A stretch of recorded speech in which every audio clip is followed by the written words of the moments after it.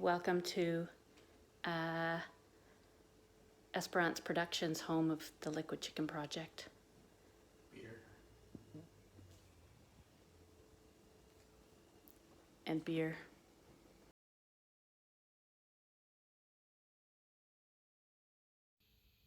Let's do Nothing Compares to You.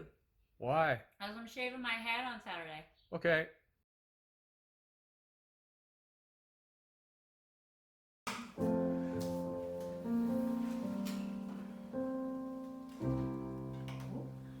Cause nothing compares. I'm just having a little discussion about chord progressions. What did you find that's different? The first chorus isn't the D sharp, B flat, D to C. The very first one isn't. Because he's not so sure I was right. We'll update you on that a little bit later.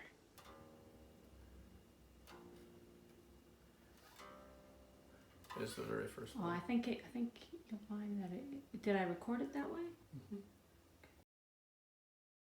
He was right. And then there's the You want to throw like a stop like that in the heavy part or the second half, like what? Like like you just did there. that sort of thing? And then you sang. Yeah, it gives it a kind of a little bit of an Alicia Keys vibe, and she's covered a couple of Princess songs, so. Or at least one. Do I what? Do you want drums to play right through to the end, or when the vocals stop, do you want the end to just be the piano piece on its own? No, I think we should play. I don't know. I can put the drums in for now, and then we can take put the them out. drums in and fade them out along with everything else. Yeah. Like the song fades out, so I don't know how you want to end it. That's for amateurs. Amateurs? You know, we're just gonna come up with a plan for ending the song. I'll leave it in for now. Okay.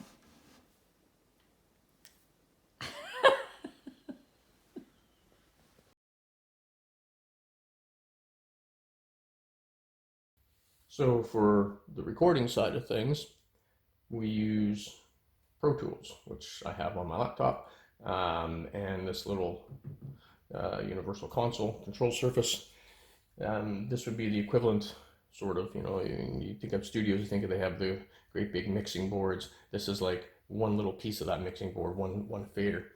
And so as much as I would love to have a great big studio with fancy mixing boards and all the gear, we have a very simplified version of that, condensed down to a laptop and a control surface and this guy, the Focusrite. So this is where we would plug our instrument in here, and this gets plugged into the laptop, which in turn goes into Pro Tools, and that's how we record onto Pro Tools.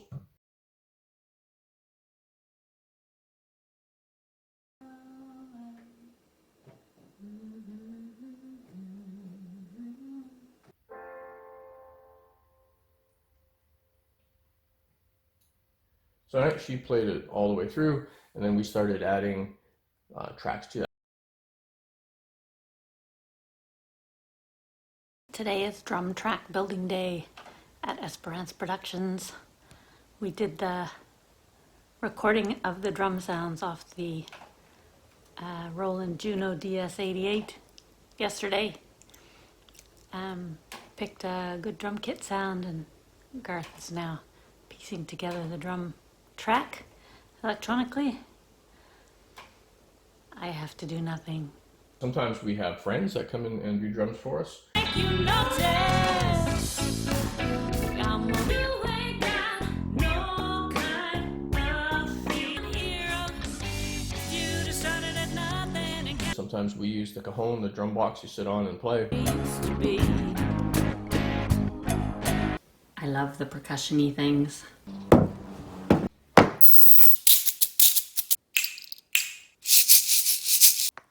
Lots of times I just build our own drums with some drum patterns. So I've got kick drum, snare, hi-hat, cymbals, and I just put them where I want them and sort of build the drum loops that way.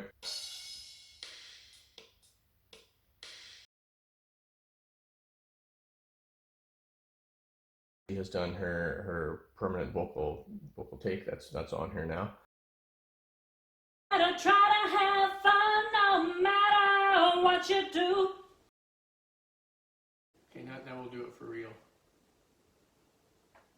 Okay, Garth. Yeah. Should we put some harmonies on?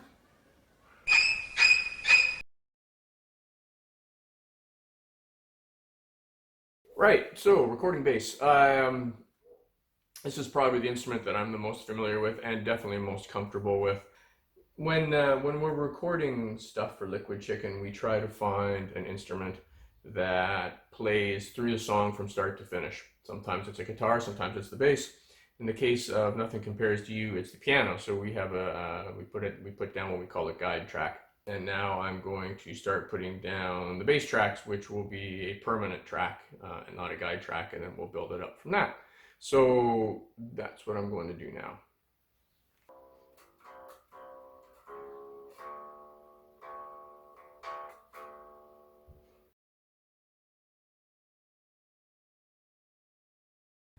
Next up, we'll do some guitar. This guitar is this is my friend Greg's guitar. For the record, I am not a guitar player by any means. I can hack my way through a few chords, which is what I tend to do. I've been fortunate enough to play with some awesome guitar players. My imagination.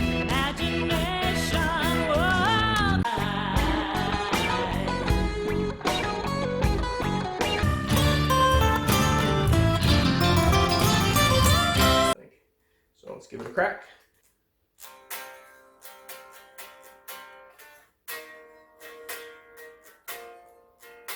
Other guitars are done, and now we're going to debut my lovely purple Epiphone Les Paul. This will be the first time I've played it on anything.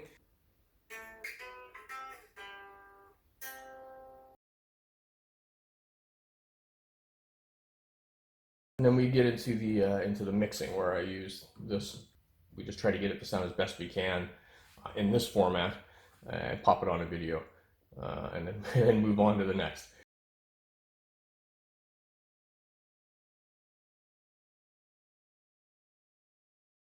Video day, generally set up in the living room. It's a lot of the time we use this as our backdrop. There we go.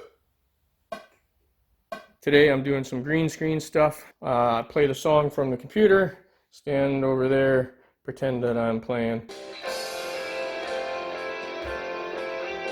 Super warm video recording session with turtlenecks on, 'cause art. I can see whomever I choose. Hang on. I was just trying to capture her mood.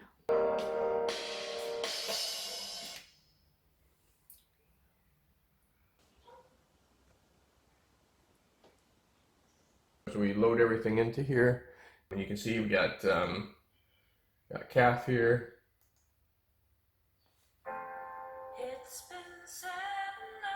And then we just layer on a track, and so whatever the higher the track, the more forward in the layer process it is. So that comes in handy for things like green screen, and obviously the idea with this is shooting against a green screen, which they use in movies and television and things, is to then remove the color green in this case. So luckily I'm not wearing any green, and if I was, then they would use a blue screen, which we did for Angel from Montgomery. Make me an angel that flies from Montgomery. In this case, we've got a small green screen that we've used, and I'm just going to remove the green.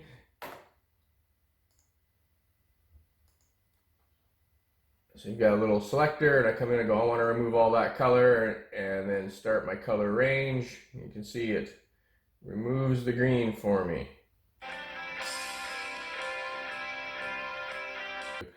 This one so far has been fairly easy, really just the green screen work, and then we got Kath to record her parts 3 or 4 times, and I layered them in here and sort of.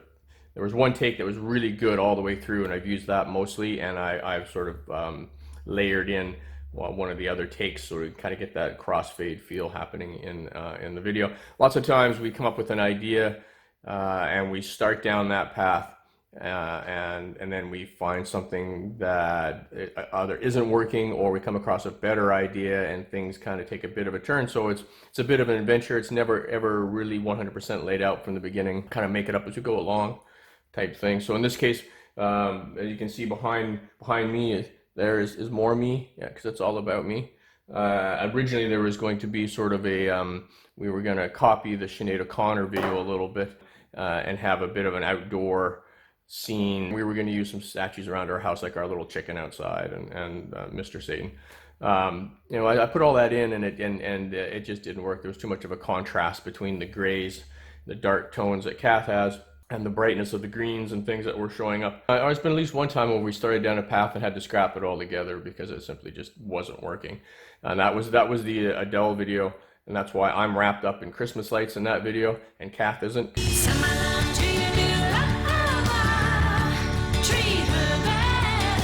It wasn't working with Kath, and then I decided just to leave my version of that in there with me and the lights, because it was a good take. Usually our videos don't mirror the artist's videos, but in this case, because, you know, with Kath having shaved her head and things, we thought that was probably a good idea. So this one sort of mirrors that, and it's got a little tip of the hat to Prince, both in color tones. So the purple's in the solo, and the solo itself is from Purple Rain.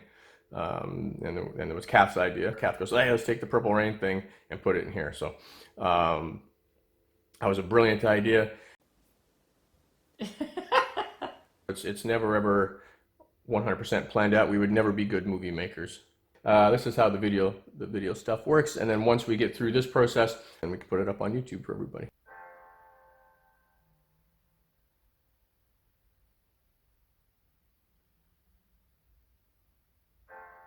It's been 7 hours and 15 days since you took your love away.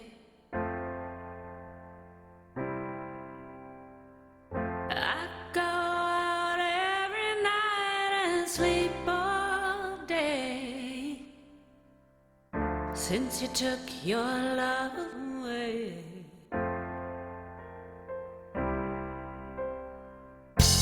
Since you've been gone, I can do whatever I want.